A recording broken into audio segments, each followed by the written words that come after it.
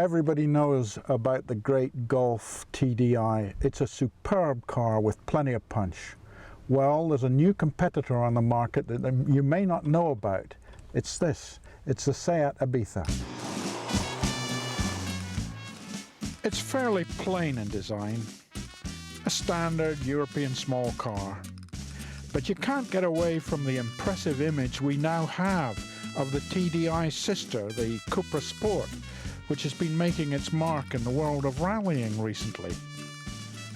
Inside, well, it's fairly nondescript.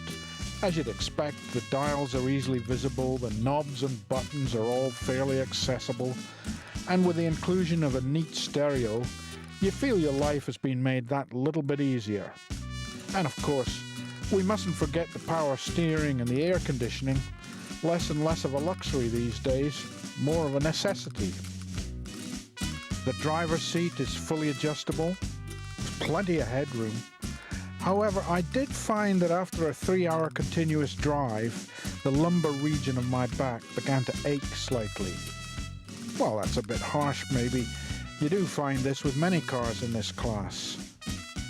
It wasn't exactly the TARDIS, but it did surprise me how much I managed to fit in the boot.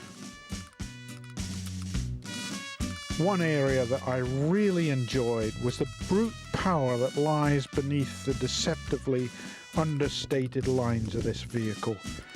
It's not quite a wolf in sheep's clothing, but it does have the bite. Overtaking is no problem. When the turbo kicks in, you sail effortlessly past the longest of lorries in seconds. When it comes to cornering, I want the best. I took the Ibiza around some pretty contorted hill roads in northwest Spain, and it didn't let me down. The brakes were precise and efficient. They did their job. In summary, I liked this car. It did what I wanted, when I wanted it. However, with an engine like that, I would hope that it would look a bit more like it drives.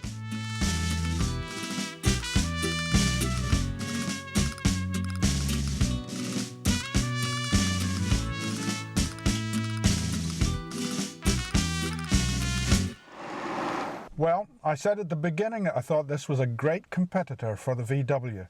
And now that I've put it through its paces, I'm absolutely certain. Of course, it's got a problem, and that's VW's reputation. But I'm telling you, this car is going to have a hell of a reputation in the future too.